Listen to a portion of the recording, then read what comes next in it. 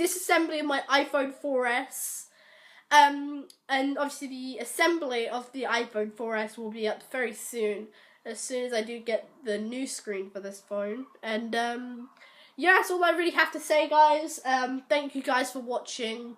This was a really good one to make. And yeah, I just want to quickly go ahead and give a shout out to iFixit for their guides that they put on online. Honestly, iFixit, I couldn't have done this without them, so I just want to thank you guys at iFixit if you guys are watching this. I just want to go and thank you guys at iFixit for helping me do this video, and hopefully that will help me with the assembly of my iPhone 4S. So yeah, hope you guys enjoyed this little video, and I'll see you all in the next one.